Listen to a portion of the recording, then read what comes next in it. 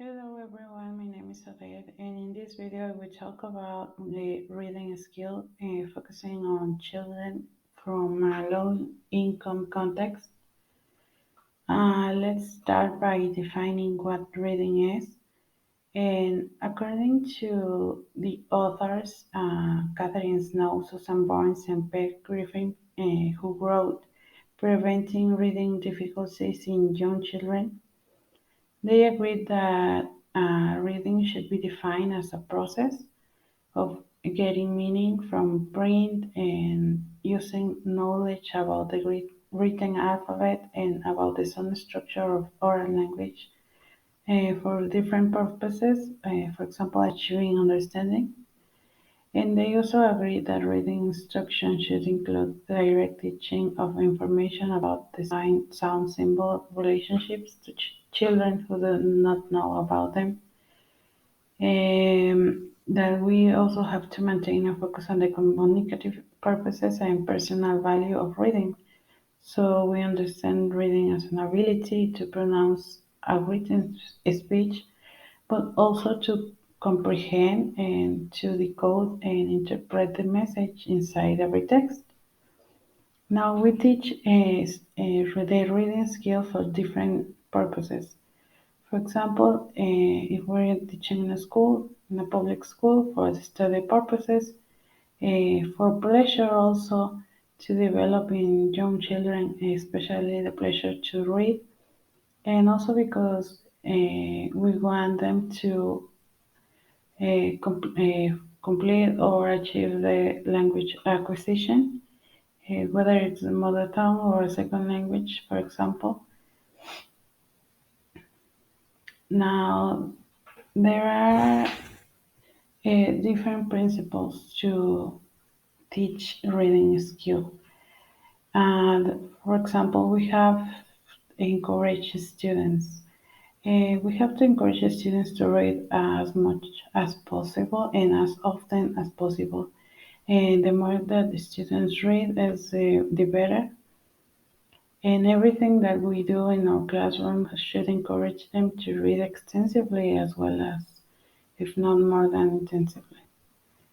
Um, the second should be students need to be engaged with what they are reading.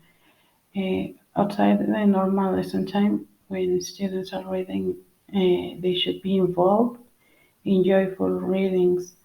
We should attempt to help them to get as much pleasure from the readings that we choose as possible. We have to encourage our students to respond to the content of a text. Not only make children concentrate on the construction of the language in the written speech, it is important for them to study reading text in class in order to find out things, for example, how the language is used and the number of paragraphs or the relative clauses, but also because we should teach the meaning or the message of the text. This is as important as the previous things that I mentioned. The principle number four would be prediction. This is a major factor in reading. When we read text in our own language, we frequently have a good idea of the content before we actually start reading by just looking, for example, the synopsis or the cover of the book. Book covers give us a clue about what is in the book. And another factor that is really helpful, especially when we are working with children, is photographs and headlines that gives them an idea of what they are going to read about. Now, once we get them focused on something, it is important for teachers to exploit the reading text to its fullest.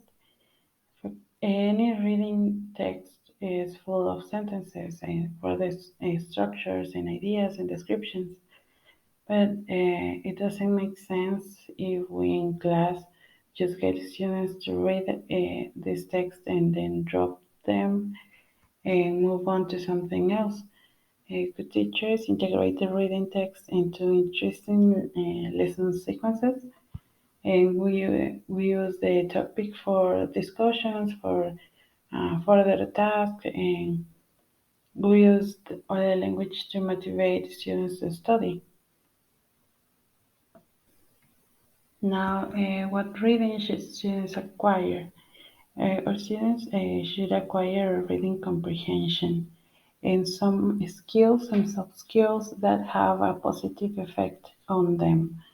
When we work with children, it's important that we start developing these soft skills that help us make them recognize and get the acquisition of different knowledge. For example, we have the skills of scanning and skimming and reading for detail. For example, scanning and skimming are related. Scanning for Spratt in 2011, he states that scanning refers to searching for a specific information within a text.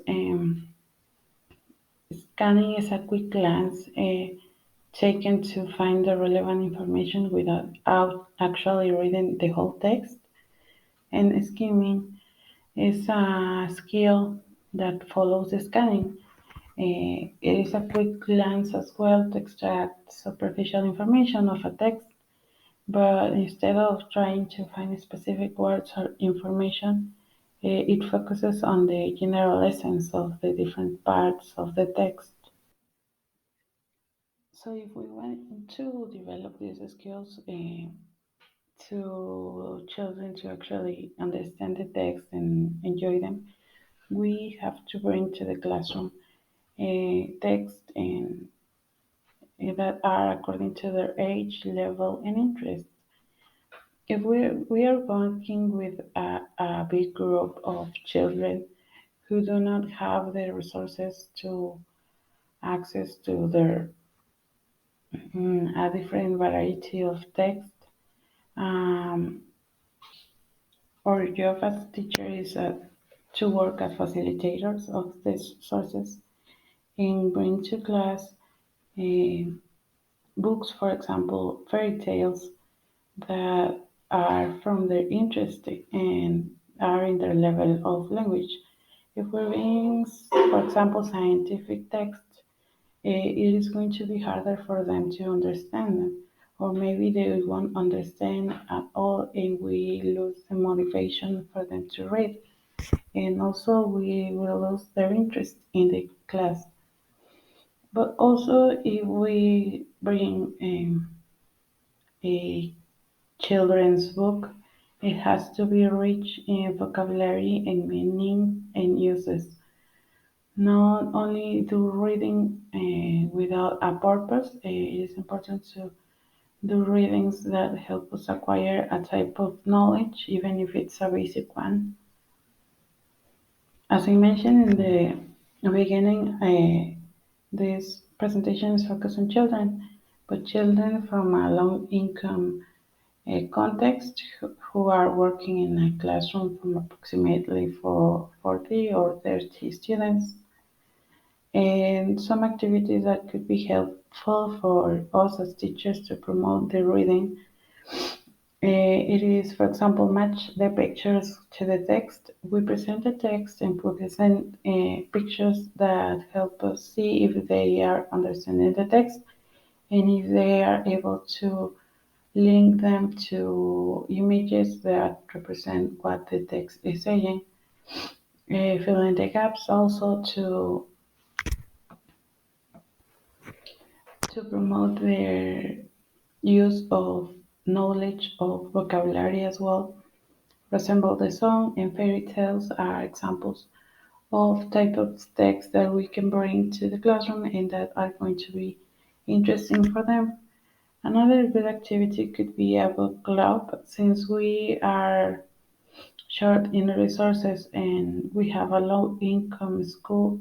It is, of course, the task of the teacher to manage the class with the resources that are available If we have, for example, 10 books, we can form groups in the classroom and provide each group with a textbook and make them work on them. For example, they can read in groups and they can form a discussion group and they can interact with them using the topic of the text we present. So working with low income sources, it may be difficult since we don't have that much of money to spend on books or to spend on computers where the children can have access to different texts from their interest. But it's not impossible to develop the reading skill on them. We just have to mm, make them work with what is available. And, and as I said before, exploit the text and the resources to its fullest. To develop also the soft skills on them and to make them comprehend, not just read because they have to complete a task, make them actually enjoy and to acquire some type of knowledge from the text that we present.